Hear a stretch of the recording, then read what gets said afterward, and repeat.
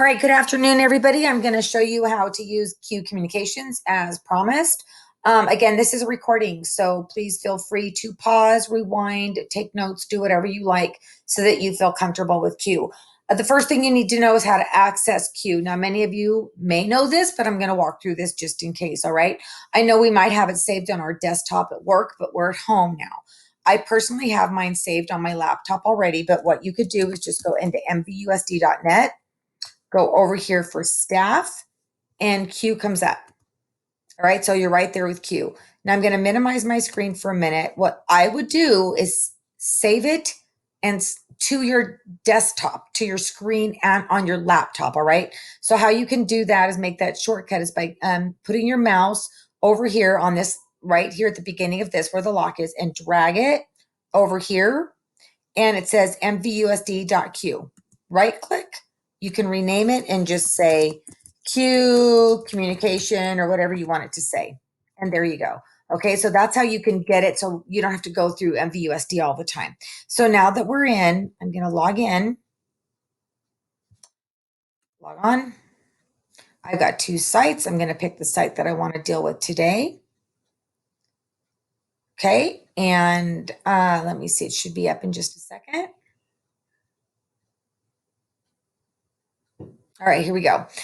So what you might want to do is favorite it when you get a chance. And the way that you favorite something, it's sort of hard to see on this, but you would just star it at the bottom. There's a place that you can star it and save it so that it's on your desktop, I mean on the front screen. But anyhow, go into menu, go into communications, Q communications. All right, and so here's where we're at. I'm going to make sure I'm on Hidden Springs. You won't have the two options. Yours will just be whatever you would normally get via Q. All right, so I want to make a new announcement. I'm going to hit the plus sign. And the first thing I'm going to want to make sure I do is make sure I know who it's going to. 1,934 is the number of contacts that are associated with Hidden Springs. That's teachers, parents, and students, guardians, all of it. All right. So I want to make sure it's not going to everyone. So I'm going to click on that first. And you can choose your grade over here. You can choose gender if you want it just male or female. Generally, that's not something you're going to use, but it's there.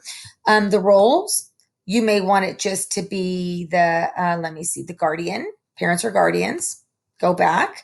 And then here on individual or languages, I wouldn't worry about languages. I generally don't because it comes up as their preferential language that's already put in there. So if they're Spanish speaking, they will receive the message if that preference is set.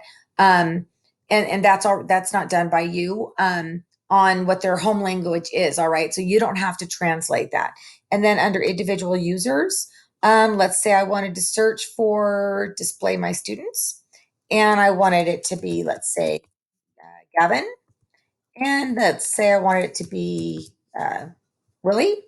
All right. So now I've got two recipients here, and I'm going to hit done.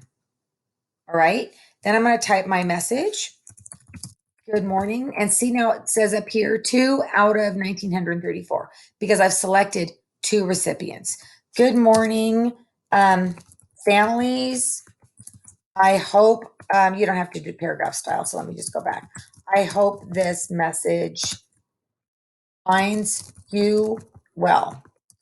We are having, sorry, I can't type, are having Chromebook deliveries for your students next week on Wednesday at 11 a.m. All right, and say that's your message. Then you would hit next. All right, and here it gives you the option again. Do you want it both students and their guardians, or guardians only, or students only? In this case, it would be guardians only, right? And this tells you how it's going to go out. So if you want it to go email, voicemail, and text, send all channels. If you just want the text message, you can go in this way. If you just want the voice call, you can go in this way. If you want to hear what it sounds like on the robocall, if I hit customize and I play, I hope this message finds you well. We're having Chromebook deliveries for students next week on Wednesday at 11 a.m. That's how it's going to sound when it goes out on the voice call. Okay. And then or you can go in and here and customize things. Okay. Once I'm done with that and that's the right message and it's the right people, I'm going to hit next. And it says two guardians, two people, just two.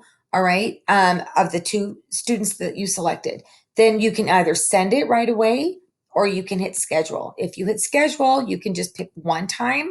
So you can say it's going out Friday and you can select, I want it to go at 9 a.m. so I don't wake them up too early. But let's say I want to customize the dates and I want to also send it out on, let me say Monday as a reminder. And I want to send it out again at 10 a.m. this time. Okay.